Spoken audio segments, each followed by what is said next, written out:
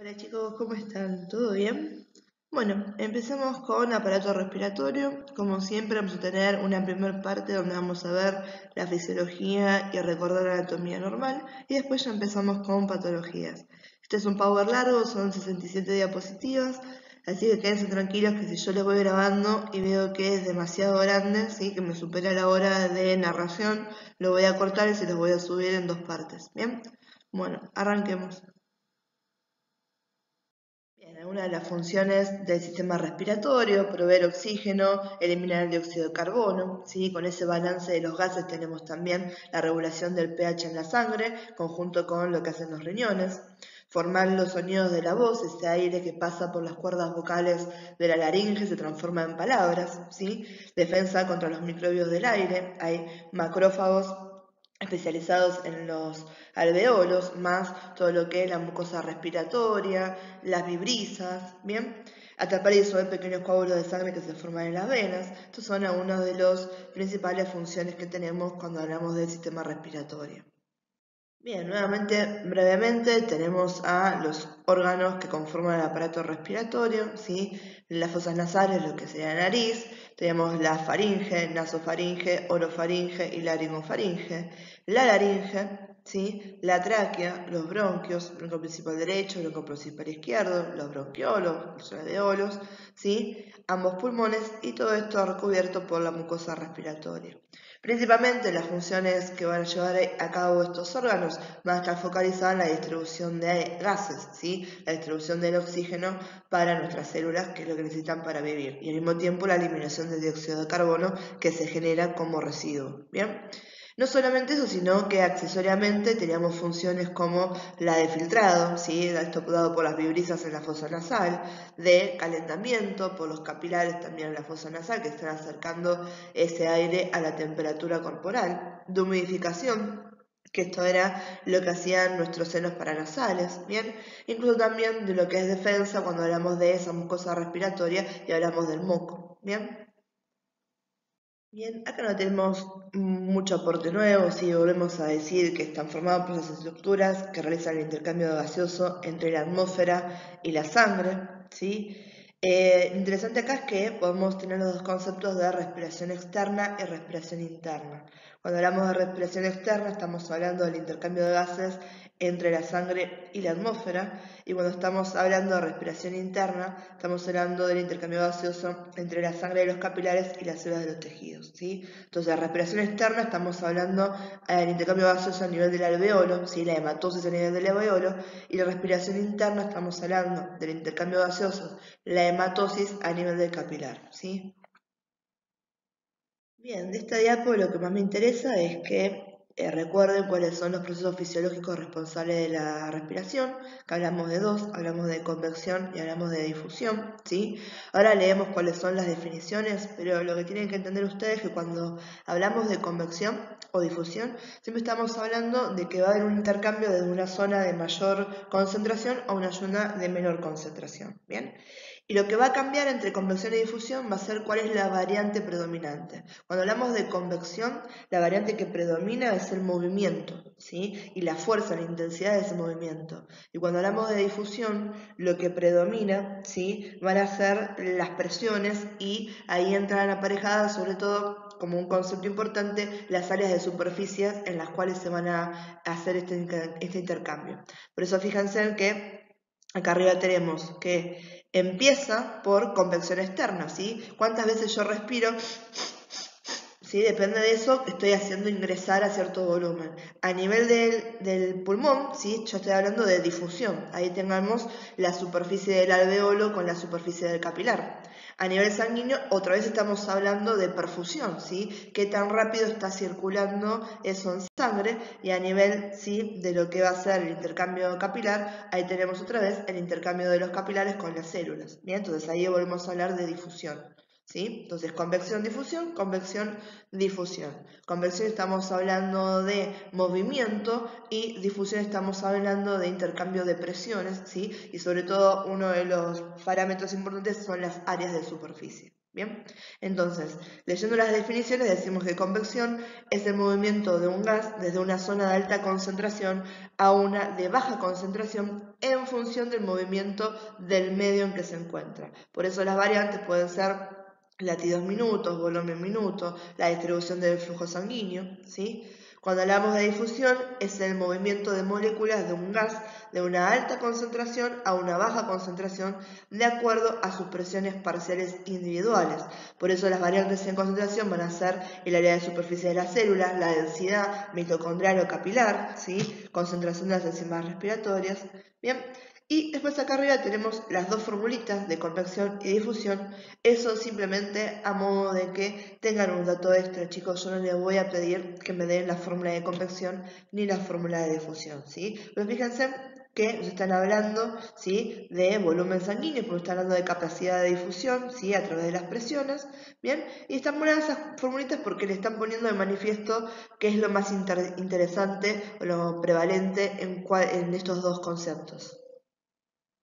Bien, acá tenemos un concepto de hematosis que seguramente lo tienen que tener bien de anatomía 2 porque se da en esa materia, ¿sí? Estamos hablando del intercambio gaseoso que se produce a nivel de los alveolos, ¿sí? Y esto va a ser por difusión por una diferencia de presiones. Yo tengo mucho dióxido de carbono en la sangre que está circulando a nivel de capilar porque es sangre desoxigenada. Y las proporciones de oxígeno que están en el aire que uno inspira son mayores a las que están a nivel sanguíneo, ¿sí? Y las de dióxido de carbono son menores. Entonces tengo más oxígeno acá y más dióxido de carbono acá. Entonces lo que voy a hacer por compensatorio, el oxígeno difunde hacia el capilar, mientras que el dióxido de carbono difunde hacia el alveolo, ¿bien? Entonces lo que tenemos es que ahora el dióxido de carbono lo podemos expulsar en la expiración y la sangre oxigenada me va a llevar, ¿sí?, todo ese oxígeno hacia las venas pulmonares. De la vena pulmonar va a pasar a la aurícula izquierda, de la aurícula izquierda al ventrículo izquierdo, de ahí a la aorta, y de la aorta me va a pasar al resto del cuerpo. Bien, a nivel celular tenemos el otro intercambio gaseoso, al que llamamos intercambio gaseoso a nivel de capilar, hematosis a nivel del capilar o respiración interna, ¿sí? Acá las células reciben ese oxígeno, ¿sí?, porque ellos lo necesitan para metabolizarlo y producir un montón de valores energéticos, ¿sí?, todo lo que es la cadena respiratoria, la respiración celular, ¿bien? Y en esa metabolización del oxígeno producen dióxido de carbono, ¿sí? Entonces cuando está llegando la sangre oxigenada, las concentraciones acá son diferentes. Yo tengo más oxígeno en el capilar que en la célula. En la célula tengo más dióxido de carbono porque el que ya le había venido antes lo consumió. Entonces lo que hago ahora es un intercambio inverso al que tuve a nivel del alveolo, ¿sí? El oxígeno entra a nivel celular y el dióxido de carbono sale hacia el nivel capilar, ¿sí? Este capilar se va a dirigir la sangre con dióxido de carbono, este va a ir hacia, ¿sí?, los diferentes sistemas grandes que tenemos, la vena cava superior, la vena cava inferior, incluso el seno coronario, desemboca en la aurícula derecha, ventrículo derecho, arteria pulmonar, y en los pulmones ahí de vuelta se hace la hematosis para poder compensar y eliminar este dióxido de carbono que se cargó en la sangre. Bien, chicos, acá no estamos viendo nada diferente. Tenemos un gráfico que nos está hablando del intercambio y el transporte de los gases, en este caso a nivel de los capilares pulmonares. Acá estamos a nivel de los capilares del tejido del cuerpo, ¿sí? ¿Cuál es el predominante? Aunque están los dos, ¿sí? Fíjense que estamos capilares pulmonares de acá y capilares del tejido del cuerpo. Capilares de los tejidos, capilares del cuerpo. Es el mismo dibujo, pero está puesto el foco en uno u otro de los capilares. Y este que está acá es el de resumen, donde está todo en una sola imagen. Tenemos acá los alveolos, el capilar sanguíneo y los tejidos, las células de los tejidos. Fíjense en oxígeno del alveolo a la sangre, de la sangre a las células. El dióxido de carbono de las células a la sangre, de la sangre hacia los alveolos. Bien, no hay mucho más que decir con esto.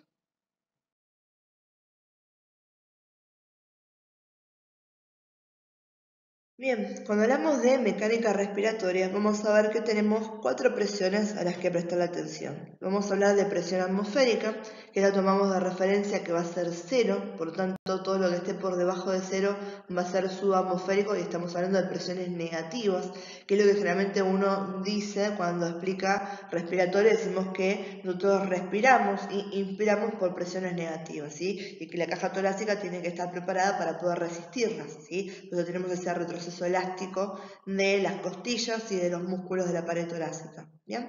Otra de las presiones va a ser la presión alveolar, ¿sí? La presión intrapleural y la presión transmural, ¿bien? No solamente tenemos que tener el foco en esas presiones, sino que los músculos, ¿sí?, de la respiración van a ser accesorios a que se lleven a cabo diferencias en el volumen y coincidentemente en las presiones de las que estamos hablando. Bien, tengan en cuenta que la inspiración es un proceso activo, ¿sí?, donde tenemos participación activa muscular, y la expiración es un proceso pasivo en el cual se relajan las tensiones y se tiende a volver al equilibrio, ¿sí?, aunque también hay algunos ciertos músculos que son compensatorios de la expiración. Bien, ¿qué pasa entonces? Cuando nosotros inspiramos, ¿sí?, los músculos están trabajando, ¿sí? Por ejemplo, el diafragma desciende, ¿sí? Al descender el diafragma me está aumentando el volumen de la cavidad torácica, y ese aumento del volumen de la cavidad torácica tiene aparejado dos cosas. Por un lado, me desciende la presión intrapleural. Por el otro lado, me está aumentando el volumen alveolar, y ese aumento del volumen alveolar me condiciona una baja en la presión alveolar, lo que hace que la presión alveolar en el momento de la inspiración esté por debajo de la presión atmosférica. Ese cambio de estar compensado a estar negativo hace que el flujo de aire sea de afuera hacia adentro, o sea, del exterior hacia el alveolo, hacia el pulmón. ¿Bien? Ahora, cuando estamos hablando de la expiración, llegando hacia el final de la expiración, vamos a ver que estamos hablando de flujos y volumen compensados, ¿sí? La presión atmosférica y la presión alveolar van a estar en 0 las dos, por lo tanto no se facilita un intercambio gaseoso, ¿sí? Y la presión intrapleural y la presión transmural van a estar compensadas, ¿bien?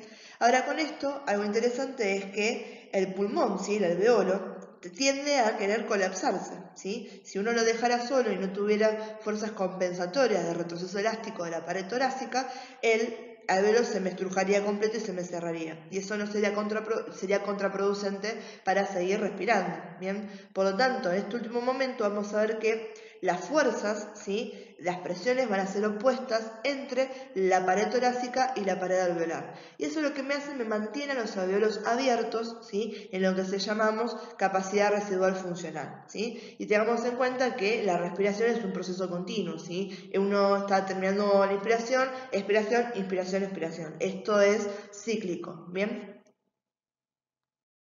Bien, acá tenemos los componentes del aire atmosférico, ¿sí? Esto más que nada se los puse en las diapos para que entiendan por qué decimos que le damos al paciente oxígeno al 21%, porque estamos tratando de sustituir, ¿sí?, con esos tanques de oxígeno en las proporciones normales que tendría ese paciente cuando estaría respirando aire atmosférico, ¿sí? El aire que respiramos es una composición gaseosa, no es solamente oxígeno, ¿sí? Oxígeno, ¿sí?, fíjense, en el lado del nitrógeno es casi nada, ¿sí? Tenemos oxígeno, tenemos argón, dióxido de carbono, nitrógeno más que nada, y después muy poquitito porcentaje de otros gases varios, ¿sí? Entonces esto más que nada para tomar esto que, salvo indicación médica, expresa indicación médica, siempre que vean que el paciente tenga una mascarilla de oxígeno, ese oxígeno va a estar al 21%. Bien, acá tenemos un concepto que ya hemos visto, el de los glóbulos rojos o hematíes y la hemoglobina. La hemoglobina es este pigmento proteico que va a ser afín por el oxígeno y por el dióxido de carbono, ¿sí? Y esto más que nada también para que entren en familiarización con otros elementos que van a ver en los pacientes que están internados, que se coloca en los dedos, generalmente se llama oxímetro de pulso. El oxímetro de pulso me está validando, si me está indicando la saturación que tiene el paciente, o sea, me está midiendo qué tanta proporción de oxígeno tienen los glóbulos rojos de ese paciente, ¿bien? Y eso me va a condicionar a saber la clínica del paciente si ese paciente tiene, ¿sí?, algún problema a nivel hematológico o a nivel respiratorio, ¿sí?, y ver obviamente si está compensado o no. Estos son los valores de referencia que tenemos en la oximetría de pulso, ¿sí? Vamos a ver que entre 95 y 96%, una saturación del 95-99% se considera normal. Ya por debajo del 95% estamos hablando de condiciones de hipoxia. Hipoxia es falta de oxígeno, ¿bien? Esa hipoxia puede ser leve, puede ser moderada, puede ser severa. Y fíjense que no es muy amplio el rango que tenemos hasta llegar a la hipoxia severa.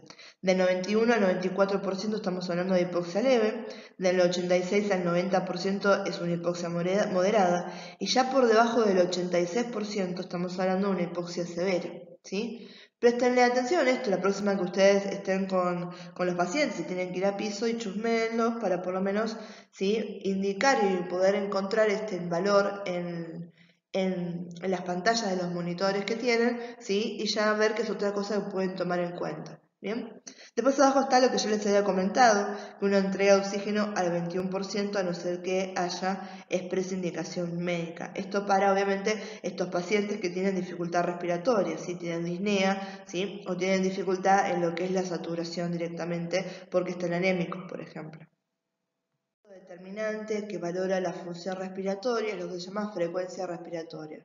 Cuando hablamos de frecuencia estamos hablando que hay una relación entre el tiempo y la cantidad de respiraciones que estamos teniendo, de inspiraciones que está teniendo el paciente, ¿sí? Entonces eso se mide en respiración por minuto, ¿sí? Uno lo observa al paciente y cuenta un minuto en el reloj y ve cuántas veces se baja y sube el pecho, ¿bien?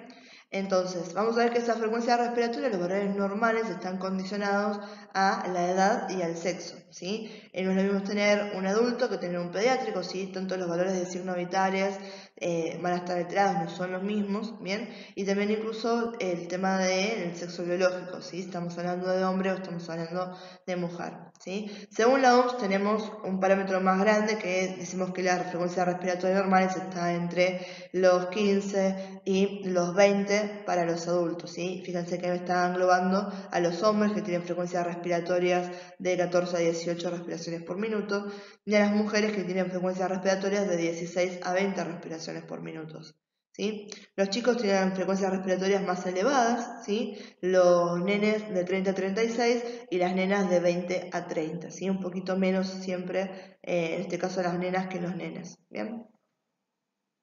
Bien, vamos a ver que la regulación de la respiración a nivel del sistema nervioso va a estar enfocada en lo que es el bulbo raquídeo. Si el bulbo raquídeo es el gran regulador inconsciente de la respiración. Y este va a recibir tanto señales mecánicas de mecanorreceptores como señales químicas que vienen de los quimiorreceptores. Los mecanorreceptores me están hablando de acciones, por ejemplo, receptores de estiramientos del parénquima pulmonar. Entonces, estos van a estar en el pulmón, en las vías respiratorias, en las articulaciones y en los músculos, ¿sí? Entonces, estos recogen la información y me están transmitiendo a esos centros respiratorios en el bulbo, ¿bien? Y los quimiorreceptores me están hablando de concentraciones, sobre todo concentraciones gaseosas, ¿sí? ¿Qué proporciones voy a tener en sangre de oxígeno y de dióxido de carbono? ¿Sí? Entonces, van a ver que cuando aumenta la concentración de dióxido de carbono en sangre o cuando aumenta la concentración de iones hidrógeno, ¿sí?, se van a estimular estos quimiorreceptores, tanto sea en el cuerpo carotídeo como en el aórtico, ¿sí?, y la velocidad de la respiración aumenta para compensar, para eliminar ese exceso de dióxido de carbono y para poder ingresar mayor oxígeno. ¿Bien? Estos movimientos respiratorios son involuntarios, ¿sí? Uno está respirando todo el tiempo y no es un proceso consciente. Pero nosotros podemos regular la respiración. Yo ahora puedo elegir respirar más lento o más rápido, ¿sí?, si estoy pensando en eso. ¿Bien? Y esto para nosotros es importante recordar esto, lo del bulbo, porque hay algo que es primordial cuando vienen pacientes con traumatismo cervical, que uno siempre le dice, chicos, no se mueve el collar de Filadelfia, ¿sí?, que es el collar cervical, porque muchas veces lo que nos preocupa, ¿sí?, si se acuerdan, en la articulación entre el atras y el axis teníamos la apófisis odontoides o el diente, ¿sí?, del axis, ¿bien?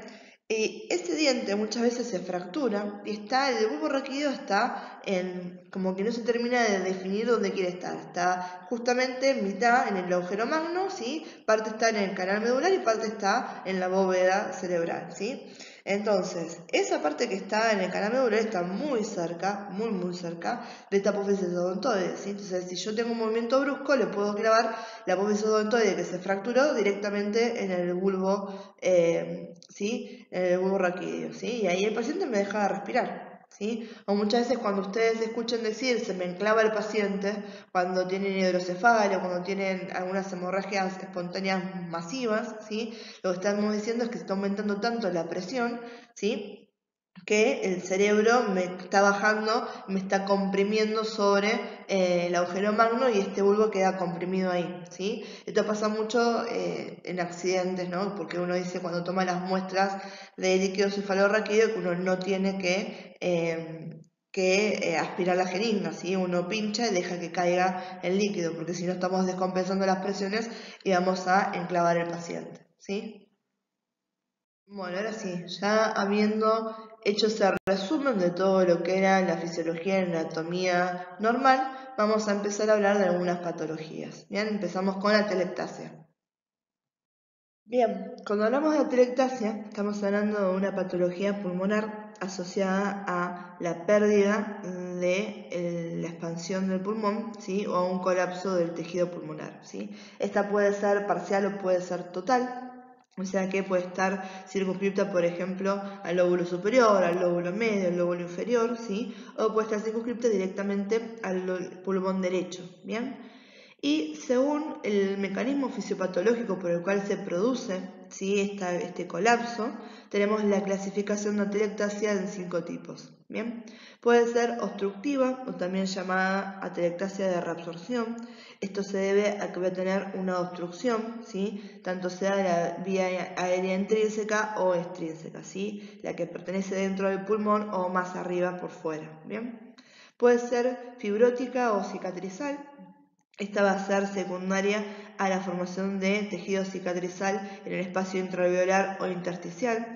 ¿Por qué puede colapsar? Porque el tejido cicatrizal no está cumpliendo las funciones que cumple el tejido normal. Siempre cuando tengo cicatriz tengo cierta pérdida de función. ¿Bien? Esta puede ser difusa o puede ser puntual, o sea, lo tengo en un solo lado o lo tengo en todo el pulmón. Y frecuentemente me está acompañando a bronquiectasias, que estamos hablando de este colapso, pero en este caso asociado a nivel de los bronquios. ¿Bien? Puede ser pasiva, esta es también llamada por relajación. Acá lo que tenemos es generalmente asociada a una disfunción diafragmática y a hipoventilación y suele acompañar a procesos que ocupan el espacio pleural. Entonces puede estar asociada al neumotórax, al derrame pleural, ¿sí? Lo que estoy haciendo es que tengo una pérdida de volumen porque esto me están ocupando ese espacio. ¿Bien? Después tenemos a la atelectasia compresiva, ¿sí? Esta es una pérdida de volumen acompañada a procesos intrapulmonares ocupantes de espacio. ¿Qué quiere decir? Por ejemplo, tengo una masa a nivel del mediastino, ¿sí? Y eso me está comprimiendo la parte del pulmón, ¿sí? Y la última que tenemos que hablar es la que se llama atelectasia adhesiva o no obstructiva, ¿sí? Que esta es una atelectasia con las vías aéreas permeables, no tengo nada que me esté evitando el flujo aéreo, pero lo que sí voy a tener es una falla a nivel de la alteración del surfactante pulmonar, ¿sí? Este agente tensioactivo que es responsable de mantenerme abierto, ¿sí? A los alveolos, ¿sí? Y evitar que se me colapsen, ¿bien? Bueno, entonces los 5 tipos de atelectasia son obstructiva, fibrótica, pasiva, compresiva y adhesiva. Bien, vamos a ver en las siguientes diapos cuáles son los signos radiológicos de esta patología. Bien, hablando de los signos radiológicos de atelectasia, vamos a ver que hay una principal diferenciación entre signos directos y signos indirectos. Bien, los signos directos son aquellos que yo los veo en la imagen y presupongo inmediatamente que lo que puede tener el paciente es una atelectasia. Y los indirectos, ¿sí? A no ser que haya uno que es el más importante, que es el de elevación o el descenso iliar, son accesorios, ¿sí? Que a veces pueden estar asociados a otras patologías, pero que si yo los encuentro en bastante proporción dentro de lo que estoy viendo en la imagen, también me puede llegar a pensar a que el paciente tiene una atelectasia. Bien, a mí de estos, los que me interesan que ustedes recuerden, si yo les pregunto, chicos, nómbrenme signos radiológicos de la atelectasia, son los 3 que están marcados o resaltados en amarillo. Bien, y que me sepan decir que 2 de esos son directos y uno de los otros es el más importante de los indirectos. Bien, entonces, los 2 directos que me interesan van a ser desplazamiento cisural hacia el lóbulo colapsado, ¿sí? ¿Se acuerdan las cisuras que hay entre los lóbulos de los pulmones? Este va a ser el signo más seguro de la pérdida de volumen pulmonar, ¿sí? Y la ausencia de consolidación del área colapsada puede ser el único signo de su existencia. Entonces vamos a ver que están desplazadas hacia el sitio del colapso. Después tenemos signos broncovasculares, ¿sí? Esto es lo más rápido, ¿sí?, que se genera, indicador de la pérdida de volumen. Y de lo que estamos hablando es que voy a tener un agrupamiento de estructuras vasculares y bronquiales, ¿sí? ¿Por qué tengo un agrupamiento? Porque ahora están en menor espacio, se me reduce el volumen, obviamente todas estas estructuras van a estar, ¿sí?, todas juntitas, ¿sí? Por eso decimos que reflejan la expansión incompleta del pulmón. Y cuando hablamos de los signos indirectos de la atelectasia, uno de los más importantes es ese de elevación o descenso iliar. ¿Se acuerdan el ilio? Que es esta estructura donde están entrando todos los vasos y las estructuras importantes hacia el pulmón, donde tengo el bronquio, la arteria, las venas y los linfáticos. Bien, este es el signo indirecto más importante. Lo que estamos hablando es la elevación iliar se produce con frecuencia en la atelectasia del lóbulo superior, ¿sí? Me está llevando todo para ese lado, ¿sí? Y el descenso cuando la atelectasia está en el lóbulo inferior. Entonces, para dónde tengo desplazado el ilio me está diciendo también dónde tengo el problema, ¿sí? La atelectasia de la lígula o del lóbulo medio no suelen producir desplazamiento iliares, ¿sí? Siempre estamos hablando del superior y del inferior más que nada, ¿sí? Después de estos, otro que podríamos tener de relevancia es el de la hiperinsuflación compensadora del pulmón o de los lóbulos que no están afectados, ¿sí? Esto generalmente está visto cuando tenemos una atelectasia crónica. Acá estamos hablando con una hiperinsuflación compensadora. Vamos a ver que está extremadamente expandido el otro pulmón o los otros lóbulos porque están intentando trabajar el doble por lo que no están haciendo este lóbulo que está colapsado. ¿Bien? Bien, acá tenemos una radiografía de tórax frente, donde estamos viendo uno de los principales signos que estábamos hablando recién. Acá tenemos el aumento de la densidad del lóbulo que está colapsado. Esta es una atelectasia del lóbulo superior derecho, ¿sí? Vemos acá que tenemos la cisura y cómo está desplazada. Esta sería la cisura, ¿sí?, interrogal, ¿bien? Tendría que estar más o menos a esta altura y la tenemos más arriba porque me está llevando todo esto para acá, ¿sí? Acá vemos lo que es el ilio, vemos que también está desplazado hacia arriba. Y uno de los signos que estamos asociados, sobre todo a las atelectasias del lóbulo superior derecho, va a ser la elevación diafragmática ipsilateral. O sea, acá tenemos el diafragma que también está siendo tirado hacia arriba, ¿sí? Acuérdense que generalmente hay una diferencia entre los espacios intercostales, ¿sí?, de medio espacio intercostal entre el lóbulo derecho, o sea, el pulmón derecho y el pulmón izquierdo, ¿sí? Cuando ya supero el medio espacio intercostal, la diferencia entre uno y el otro, ahí ya sabemos que hay algo que está siendo patológico o fuera de lo común en la imagen, ¿sí? Entonces, acá estamos viendo aumento de la densidad del lóbulo atelectásico porque está comprimido, ¿sí? Obviamente va a estar más denso, ¿sí? Y va a estar más radiopaco, pierdo radiolucidez. Desplazamiento de la cisura interlobar, que habíamos dicho que era uno de los signos directos más importantes. Elevación iliar, que era el más importante de los signos indirectos, y esta elevación diafragmática ipsilateral también es uno de los signos indirectos de la atelectasia. Bien, acá lo que estamos teniendo es una atelectasia del lado izquierdo total, ¿sí? Fíjense en que el pulmón izquierdo está acá, pero las densidades son mucho más marcadas, ¿bien? Y acá están lo que estamos hablando recién cuando dijimos que uno de los signos indirectos de la atelectasia iba a ser la hiperinsuflación compensadora. Miren el tamaño que tiene este pulmón derecho, está tratando de trabajar por lo que no puede hacer esto, ¿sí? Y otra vez miren cómo están desplazadas estructuras desde la línea media hacia el lugar que está colapsado, ¿sí? Entonces tengo una desviación ipsilateral, en este caso de las estructuras cardiomediastínicas, ¿sí? Esto que está acá es la tráquea, ¿sí? Si se recuerdan, la tráquea tendría que estar casi siempre en relación con la columna vertebral. En cambio, como esto me está colapsando, me está tirando todo hacia ese costado, me está desplazando las estructuras hacia el lado que está siendo afectado. Bien, lo que estamos viendo acá es una imagen de tórax frente de un paciente que tiene una atelectasia obstructiva extrínseca del lóbulo superior derecho. Estamos viendo acá la imagen de una radiografía de tórax frente y acá lo que estamos viendo son las imágenes tomográficas de ese propio paciente, una tomografía axial. En este caso hay contraste, fíjense en que lo que estamos viendo acá es la aorta, ¿sí? Con contraste. Y son cortes axiales. Estos son cortes axiales, lo que están viendo esto es derecha, esto es izquierda, arriba, abajo, ¿sí? Y otra cosa que estamos viendo acá que es importante que denoten que la ventana en la que está adquirido este estudio, en la que está hecha la reconstrucción en realidad, es ventana de mediastino, ¿sí? Acá no vemos información pertinente a los pulmones, sino que estamos viendo información pertinente al mediastino, ¿sí? En este caso es relevante porque lo que tiene el paciente que está causando la obstrucción es una masa tumoral que está obliterando al lóbulo superior derecho, ¿sí? Al bronquio superior derecho en realidad, ¿sí? Entonces fíjense, acá en la imagen de radiografía estamos viendo ese signo que dijimos que era uno de los más importantes, el desplazamiento cisural hacia el lado colapsado. Este aumento de la densidad es el lóbulo superior derecho colapsado. Y esto que tenemos acá es la cisura que está, ¿sí?, siendo elevada para allá. No solo eso, sino que acá tenemos un pequeño desplazamiento de las estructuras hacia el lado colapsado. ¿Bien? Esto que está acá es lo que se considera un signo radiográfico que se llama S de Golden, que es una S invertida. ¿Sí? Acá lo que estamos viendo que parte de eso se debe a la atelectasia y parte de eso se va a deber a la presencia de esta masa tumoral que podemos ver bien acá en la tomografía. ¿Sí? Entonces, en este caso, el signo de la elevación del ilio no lo estamos viendo muy marcado, ¿sí? Tampoco tenemos una marcada elevación ipsilateral del diafragma, ¿sí? Pero sí ese que era uno de los signos principales de diagnosticar atelectasia. ¿Bien?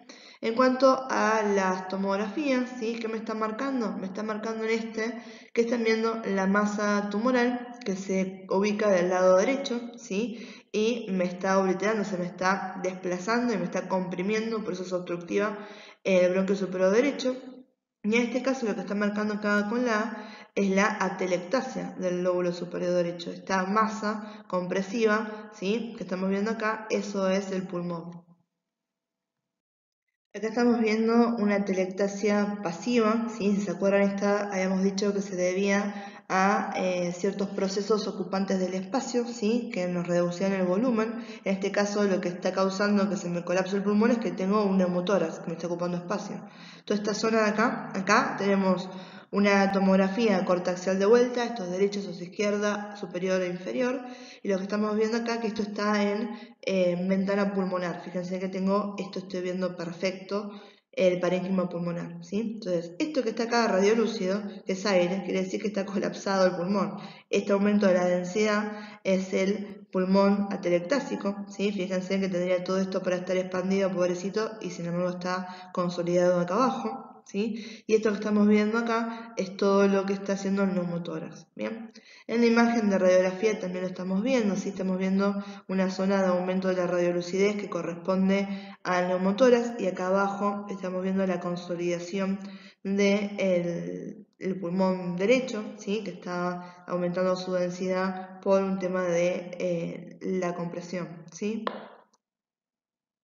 Acá lo que estamos viendo son imágenes de una tomografía con contraste, tanto en ventana mediastina como en ventana pulmonar. Son diferentes niveles de corte, ¿sí? Fíjense que acá estamos viendo, ¿sí?, los ventrículos del corazón y esto que se suma acá es hígado, y acá estamos mucho más adelante donde vemos las arterias pulmonares. ¿Bien?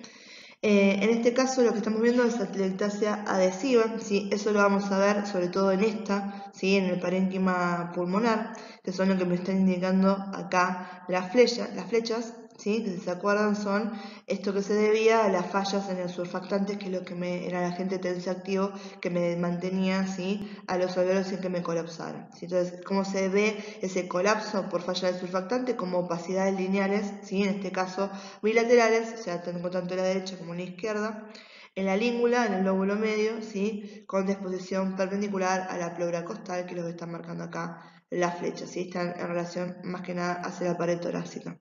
Y en esto de acá no me está dando indicaciones, por lo menos lo que nos está refiriendo acá sobre el pulmón. Fíjense que no veo esas líneas que estaba viendo, las puedo recién observar bien a nivel de la ventana pulmonar, por eso es importante siempre de protocolo de tomografía hacer las dos reconstrucciones, ¿sí? Tanto en ventana pulmonar como en ventana mediastino. Bien, lo que sí estoy viendo acá, al haber administrado contraste, es que veo, ven ahí y acá, que la luz del vaso no está completamente llena, por decirlo mal y pronto, ¿sí? Sino que veo que hay, ¿sí?, defectos de represión intraluminares, ¿bien? Eso es que me está diciendo que el paciente acá tiene trombos o tiene placas que están obstruyendo el flujo normal, ¿sí? En este caso es lo que se relaciona con tromboembolismo pulmonar, ¿sí? Eso que habíamos hablado, que era una de las patologías que nos van a interesar muchísimo a nosotros en radiología, y que si el día de mañana se dedican a tomo es uno de los protocolos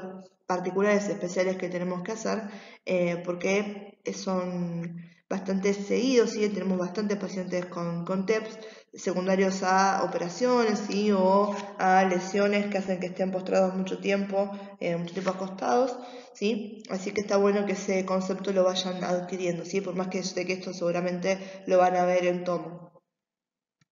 Bien, la última que vamos a ver así por imágenes va a ser esta, que es la atelectasia fibrótica, ¿sí? ¿Se acuerdan? Cicatrizal.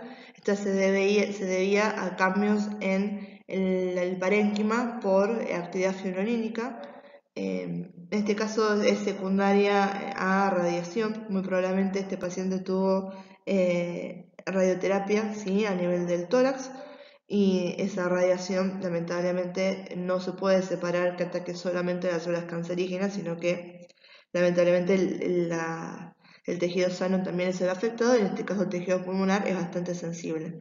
Entonces lo que estamos viendo acá, ¿sí?, son de vuelta, estamos viendo una radiografía de tórax, ¿sí?, frente, y estamos viendo dos cortes diferentes axiales de una tomografía en parénquima pulmonar. Bien, lo interesante de esto que estamos viendo acá, ¿sí?, no es solamente el aumento cicatrizal que está teniendo esto, sino que estamos viendo los broncogramas aéreos en el interior, lo que me está diciendo que también tengo un desplazamiento, ¿sí?, este agrupamiento vascular que está desplazado hacia esta seno, ¿sí?, hacia lo que es el área, ¿sí?, subpleural. Bien, viene para acá abajo y acá.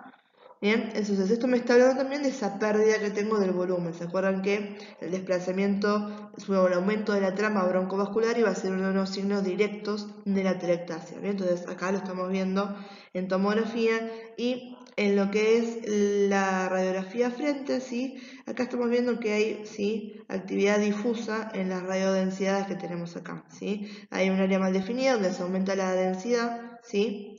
Y obviamente acá, fíjense que hay una linfadenectomía, ¿sí? Acá está marcando la flecha, hay unos clips donde sacaron, ¿sí?, ese grupo de ganglios, ¿bien?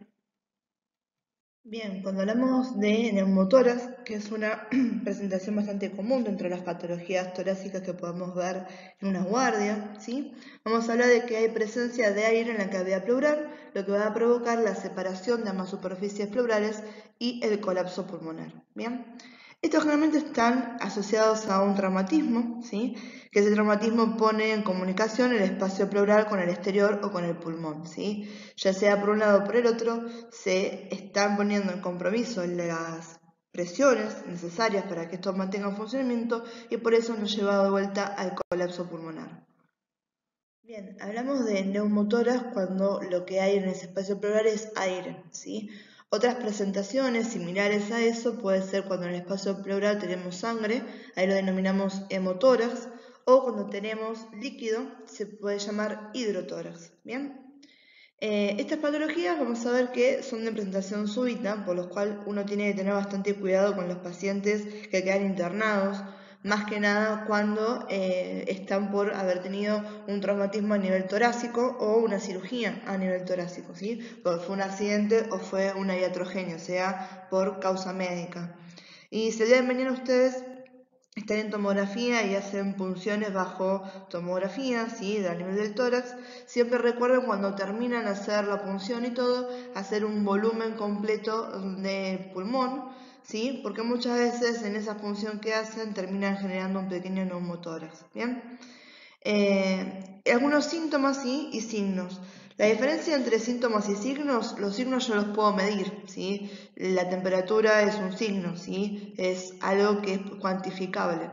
En cambio, los síntomas es algo que expresa el paciente, ¿sí? Yo no puedo cuantificar cuánto le voy al paciente en número, me puede decir poco, mucho, nada, ¿bien? Entonces, los síntomas van a ser dolor torácico agudo, ¿sí? Disnea, que es la dificultad respiratoria, fatiga súbita, ¿sí? Las venas del cuello planas, eso vamos a ver que tiene que ver con los signos, que tiene que ver que está hipovolémico, ¿sí? Y piel turgente a nivel del tórax. Y cuando hablamos de signos, hablamos de matidez, que eso es un sonido que yo escucho cuando ausculto, ¿sí? Taquipnea, que es la frecuencia respiratoria baja, cianosis, esta falta de buena oxigenación se traslada a que tengan los labios azulados, las camas de las uñas azuladas, ¿bien? Hipovolemia, ¿sí? E hipotensión son algunos de los signos que podemos hablar cuando están estas presentaciones patológicas. Bien, dijimos recién que cuando hablamos de un neumotórax, lo que iba a haber era la acumulación de aire en el espacio pleural, ¿sí? ¿Se acuerdan? Teníamos la pleura visceral y la pleura parietal.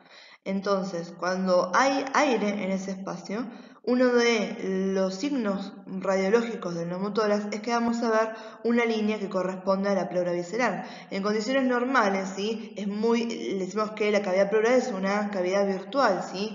Que tienen la potencialidad de generar estos espacios que estamos viendo, pero que en condiciones normales no lo vemos de esa manera, ¿sí? Tanto la pleura parietal como la pleura visceral estarían muy pegadas y no las podríamos distinguir una de la otra en una radiografía de tórax. En cambio, en este caso yo puedo ver perfectamente esta que está acá, ¿sí? Que va a ser en este caso la pleura visceral, ¿bien? La línea de la pleura visceral va paralela al contorno de la pared torácica, ¿sí? Fíjense en que está haciéndome paralela a este contorno, ¿sí? No se aprecia trama vascular en el espacio distal de la pleura visceral, o sea, en este espacio. No hay trama vascular porque lo que estoy viendo acá no es pulmón. Acá tengo pulmón. Fíjense en que estoy viendo la trama, esto que está acá. Y acá lo que tengo es la radiolucidez de que estoy atravesando aire, porque está siendo comprimido el pulmón hacia esta parte, ¿sí? Y después puedo tener presencia de nivel hidroaéreos en la interfase del espacio pleural, ¿sí? En este caso puedo tener aire cuando estoy hablando de neumotórax, puedo tener líquido cuando estamos hablando, ¿sí? De hemotórax o de hidrotórax. Bien, acá tenemos lo mismo, fíjense, es una radiografía de tórax frente, ¿sí? Y tenemos un neumotórax del lado derecho, ¿sí? Fíjense en que acá tenemos la densidad radiológica aumentada, por lo que estamos viendo es el pulmón colapsado, ¿sí? Y acá estamos viendo ausencia de toda esta trama vascular que podemos apreciar del lado izquierdo, porque claramente acá no hay nada, hay aire solamente, ¿sí? Y el pulmón, pobrecito, quedó reducido a este espacio. Lo que estamos viendo acá es un video, ¿sí? De una adquisición tomográfica en plano axial en ventana pulmonar de un paciente que está teniendo un neumotórax. Fíjense en acá, del lado derecho, ¿sí? Cómo está apareciendo. ¿Ven acá? Eso es ausencia de la trama vascular, ¿sí? Acá no tengo pulmón, mi pulmón está colapsado en este lado. Bien, siguen avanzando y fíjense cómo se ve avanzando, incluso del lado izquierdo se veía un pequeño principio de ese lado, ¿sí? La mayoría de las veces son bilaterales los neumotórax. No todas las veces, pero hay mucha probabilidad que si lo tengo de un lado, después se me descompense del otro. Bien, hay una adquisición tomográfica del paciente, nada más que acá vamos a estar en ventana de media. Yo les quiero demostrar algo que se puede hacer en tomografía que se llama ventanear. Van a ver ahora cómo van cambiando las densidades, ¿sí? Denle 2 segundos. Ahí fíjense que estoy viendo todo lo que es alrededor de esto, pero no estoy viendo información de los pulmones, ¿sí? Estoy viendo información acá de lo que es mediastino.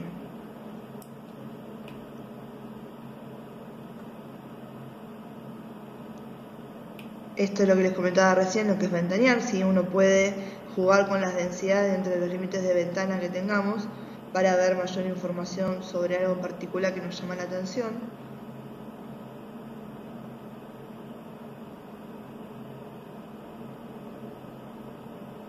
¿Sí? Esto más que nada para que vean que las ventanas en las que uno hace las reconstrucciones son importantes porque acá estamos perdiendo información. No estamos viendo lo que estábamos observando con la ventana de pulmón, aunque sí veíamos algo ahí que llama la atención en la base del pulmón derecho. Bien, eso es un aumento de la densidad. Ahí se vuelve a ventanear, entonces ese corazón acá empieza a ser ya abdomen, también todo esto es hígado. Bien, y ahí se continúa para abdomen un poquito más porque esta adquisición fue de tórax, abdomen y pelvis en el momento. Bien, cuando hablamos de derrame pleural, vamos a hablar que es la acumulación patológica de líquido en el espacio pleural debido a una alteración en las fuerzas homeostáticas que controlan el flujo vascular y flujo linfático, por lo cual se pueden producir trasudados o exudados, ¿sí?, hacia ese espacio y darnos una patología ocupante, ¿sí? Entonces es un proceso ocupante de espacio, ¿sí?, en la cavidad torácica que me está reduciendo el volumen que yo tengo, me está aumentando la presión intrapleural y me está generando dificultades a nivel respiratorio del paciente, ¿sí? Como signos radiológicos vamos a tener uno de los signos más predominantes de estos, ¿sí?, que es el signo del menisco o borramiento de los senos costofrénicos, ¿sí?, o costodiafragmáticos, que son estos que están acá, que siempre les repetimos, chicos, que es súper importante que los tengan en las adquisiciones, ¿sí? Fíjense en que acá, ¿dónde lo encuentro? No lo veo, ¿sí? Se borró por completo porque esto que está acá, esta opacidad del hemitórax, es debido a la acumulación de ese líquido, ¿sí? Si es masivo esto, me puede desplazar el mediastino hacia el lado. Si esto fuera todavía más grande, entonces esto que estoy viendo acá, que es la silueta cardíaca, ¿sí?, y todo lo que es mediastino, incluso la tráquea, podrá estar desplazado hacia el lado contrario. Va a haber un aumento en los espacios intercostales, ¿sí? Y además va a haber ausencia de broncograma aéreo. ¿Sí? ¿Dónde voy a ver acá broncograma aéreo si ese aumento de la densidad no me permite ver absolutamente nada? ¿Sí? Entonces, como signo de derrame pleural tenemos borramiento de los senos costodiafragmáticos, también llamado signo del menisco, súper importante que se acuerden opacidad en el hemitórax, ¿sí?, desplazamiento en el mediastino y la tráquea si es masivo, aumento de los espacios intercostales y ausencia de broncograma aéreo. Bien, recién les comenté que esta acumulación de líquido iba a ser por una alteración de las fuerzas homeostáticas que están controlando el pasaje de flujo entre los compartimentos corporales. Habíamos dicho que podía ser por un trasudado o podía ser un exudado. Ahora vamos a leer cada uno en particular, pero para que les quede bien en claro, cuando hablamos de trasudado estamos hablando de un proceso pasivo y cuando hablamos de exudado estamos hablando de un proceso activo. Y un proceso activo secundario a una inflamación, ¿sí?, a un proceso inflamatorio o inflamatorio y además infeccioso. ¿Bien? Entonces, cuando hablamos de trasudado, estamos hablando del aumento de la presión hidrostática en los capilares de la pleura visceral o la disminución de la presión oncótica del plasma, lo que me está determinando esa acumulación de líquido en forma pasiva en el espacio pleural, ¿sí? Entonces, tengo esta alteración de las fuerzas normales, lo que hace que donde yo antes no tenía líquido, ahora se esté acumulando de a poquito líquido porque está alterado este balance. ¿Bien? Cuando hablamos de sudado, ¿sí?, estamos hablando de que hay de base una enfermedad, una inflamación que afecta a la superficie alveolar pleural y está obstruyendo el drenaje del líquido linfático, ¿sí?, lo que hace que se acumule líquido de manera activa en consecuencia de un proceso inflamatorio que también está alterando la permeabilidad de los vasos. Cuando uno tiene una inflamación, ¿sí?, esta respuesta desde el sistema inmune, ¿sí?, necesitamos que las células del sistema inmune, los leucocitos y todos los demás, lleguen hacia el lugar. Por lo tanto, hay una alteración a nivel de los vasos, hay una vasodilatación y hay un aumento de la permeabilidad, ¿sí? Entonces, eso hace conducente a que se produzcan edemas, ¿sí? En este caso estamos hablando de exudado, ¿bien? Vamos a ver que hay algo que es muy interesante porque siempre les decimos nosotros a ustedes, chicos, es primordial que no corten los senos costodiafragmáticos en las imágenes que tengan de tórax, ¿sí? Y que además es importante que dentro de lo posible se hagan bipedestación, ¿sí? Porque vamos a ver que para determinar que el paciente tiene un derrame pleural, alcanza solamente con la acumulación de 25 mililitros en la cavidad pleural, ¿sí? Pero para manifestarse, o sea, para que yo lo pueda ver en la imagen, para que el paciente realmente tenga signos clínicos mucho más graves, ¿sí?, Los volúmenes tienen que estar arriba de los 400 mililitros en los adultos y arriba de los 120 mililitros en niños. Entonces, fíjense la diferencia que hay entre esos 25 y esos 400, ¿sí? Esa es la diferencia de yo haber hecho una mala adquisición, haber mandado a ese paciente de vuelta a la casa y que vuelva en una semana, ¿sí? Con una patología mucho más grave porque no hice bien mi trabajo. Entonces, esto es lo que uno quiere recalcar desde el punto de vista de docente, cuando les decimos tengan buenas adquisiciones, hagan bien su trabajo, porque su trabajo condiciona el buen diagnóstico, y el buen diagnóstico es lo que necesita el paciente, ¿sí? Para poder llevar a cabo una buena recuperación. ¿Bien? Lo que vamos a ver en estas siguientes diapos van a ser las posibles presentaciones que tenemos cuando hablamos de derrame pleural, ¿sí? Podemos hablar de que es masivo, como en el caso de este que tenemos acá. Esperen que ponga el puntero láser en la pantalla. Ahí está. Sí, fíjense que tenemos la representación en dibujito y la adquisición de una radiografía. Acá estamos hablando, ¿sí?, de un derrame pleural masivo, ¿sí? Fíjense acá, no estoy viendo absolutamente nada, excepto esta partecita ínfima acá del lóbulo superior con referencia a lo que es la información que me está dando el pulmón, ¿sí? Lo que estoy viendo está ocupado completamente por líquido. Acá tenemos subpulmonar, que en estos casos son difíciles de diagnosticar, por ahí los pasamos por alto, pero fíjense en lo que yo les había comentado recién, que hay medio espacio intercostal de diferencia entre el emitoras derecho y el emitoras izquierdo. Y fíjense en que acá, ¿sí?, ese espacio está muy por arriba de lo que nombramos recién. Esto que estamos viendo acá es un derrame pleural subpulmonar. ¿Bien? Este que tenemos acá arriba se llama enquistado, ¿sí? Fíjense que quedó circunscripto a una sola región, ¿sí? Y el que estamos viendo acá es bilateral, lo tengo de ambos lados. Fíjense en acá que ese signo del menisco, ¿sí?, ese borramiento del seno costodiafragmático está más presente que nunca, ¿sí? Acá no lo estoy viendo, estoy viendo algo redondeado de ambas partes y no logro ver los senos costodiafragmáticos. Bien, acá tenemos adquisiciones de tomografía, las tres son del mismo paciente, todas estas diapositivas y las siguientes van a ser del mismo paciente, ¿sí? Lo que me está cambiando es que acá estamos teniendo diferentes niveles de corte, esto es una ventana de mediastino, ¿sí? Fíjense como estamos viendo que este paciente tiene un derrame pulmonar del lado izquierdo, ¿bien? Acá estamos viendo una silueta cardíaca, ¿sí? Esto es derecha, esto es izquierda, esto es anterior, esto es posterior, ¿sí? Lo que está viendo acá es la vértebra, ¿sí? Este de acá es el callado aórtico, no tiene contraste esta imagen. Y este de acá a mí siempre me gusta mostrárselas a ustedes, ¿sí? Estamos hablando, acá son cortes coronales del paciente, ¿sí? También son diferentes niveles de corte. Esta es la imagen que quiero que ustedes presten atención, ¿bien? Esto está pasando así, ¿sí? Porque es masivo lo que está teniendo, pero más que nada porque el paciente está en decúbito dorsal, ¿bien? Uno siempre se cuestiona, nosotros no hacemos diagnósticos, solamente hacemos adquisiciones, ¿por qué tengo que saber estas cosas? ¿Bien?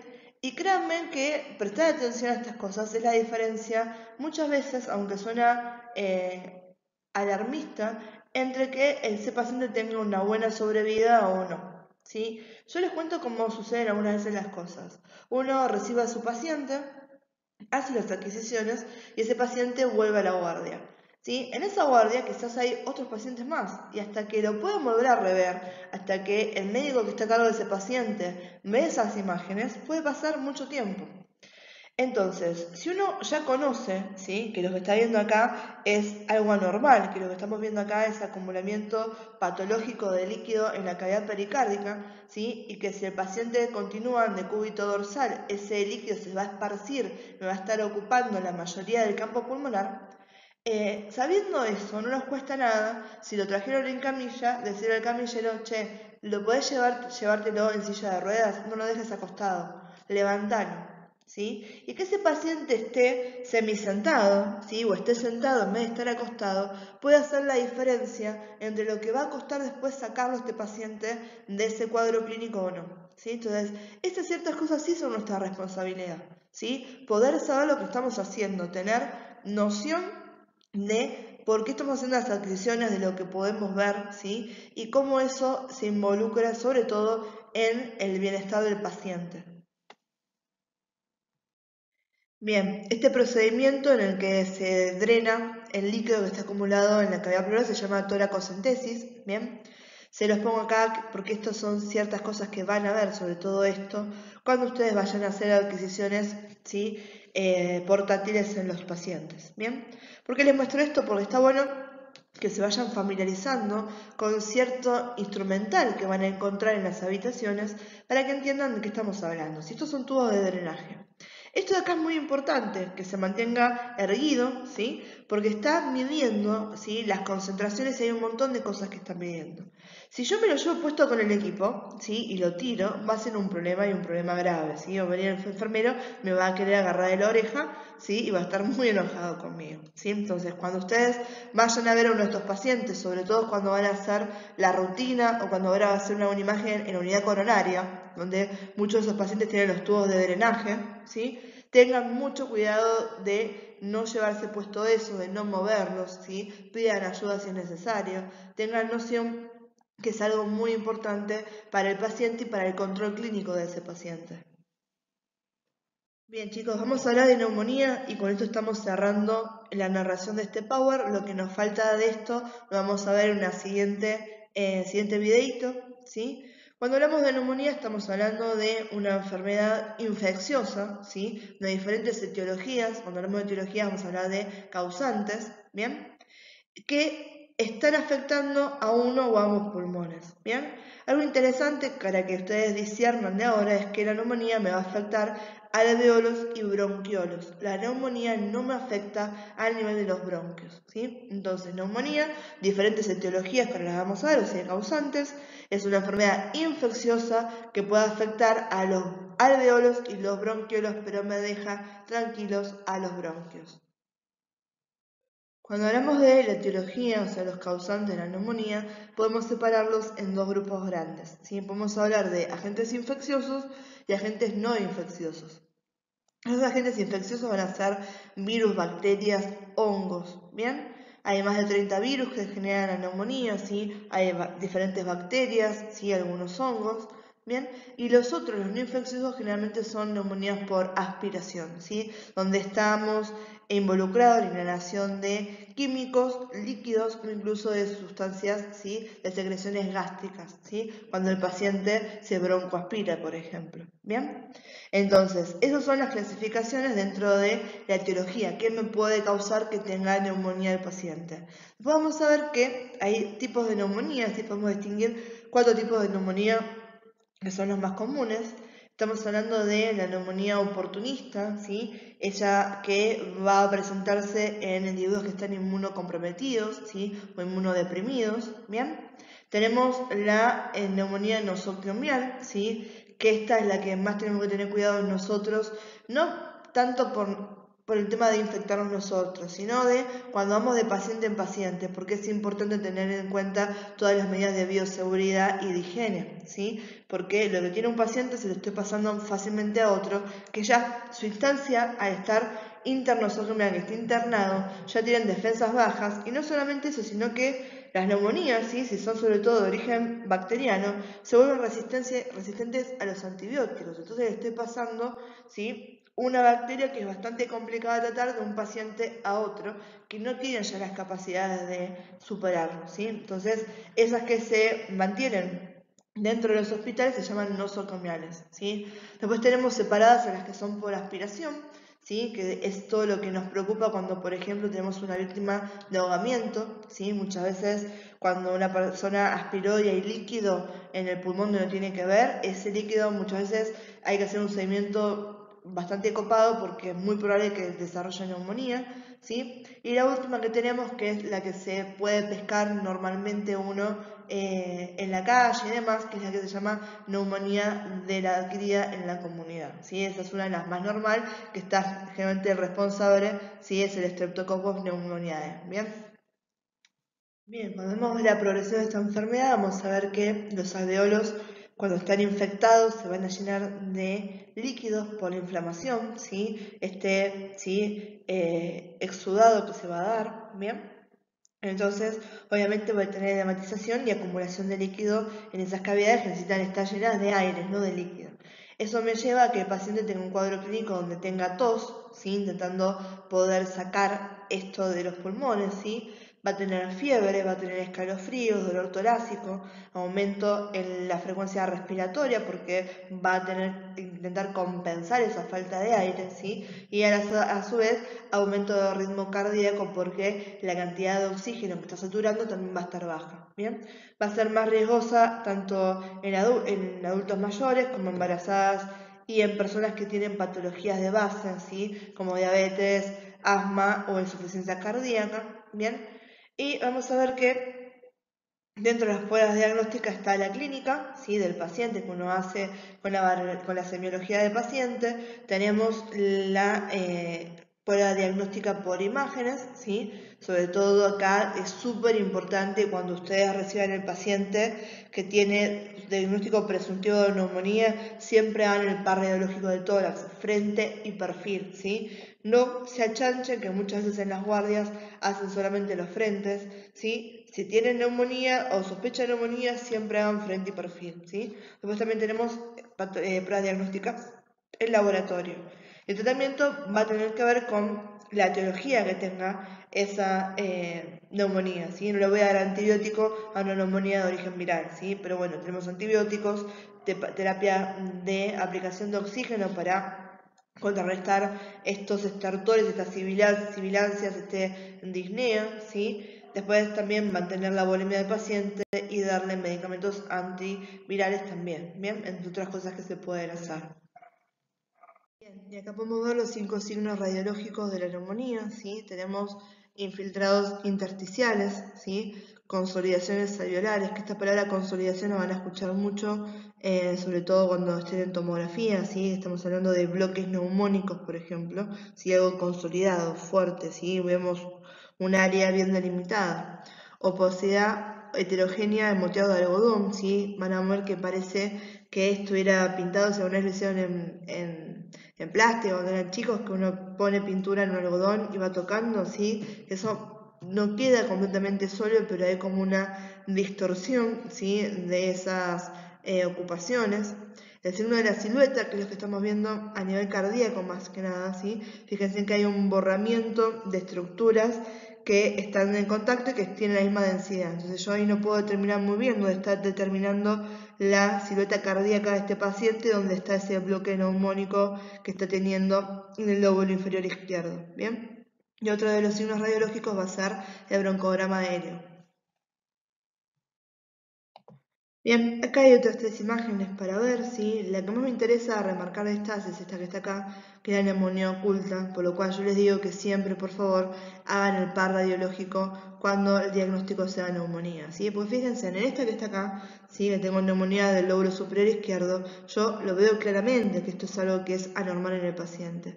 Pero en esta, ¿sí? Está justamente tapada por la trama del corazón, por el trama de lo que es mediastino. Entonces, esto claramente podría pasar tranquilo por algo que, sí, se aumentó la densidad y pasa desapercibido, pero era cuando yo hago el par radiológico, estoy haciendo el perfil de tórax, me doy cuenta que eso que estaba viendo acá, lo estaba viviendo a nivel del pulmón, ¿sí? Esto es lo que se llama neumonía oculta, una de las razones por las cuales siempre se exige el par radiológico cuando uno tiene mínima sospecha de que el paciente tenga neumonía, ¿bien? Y acá lo que estamos hablando de una consolidación, ¿sí? Fíjense que son áreas mucho más radiopacas, ¿sí? Generalmente son, en este caso, homogéneas, ¿bien?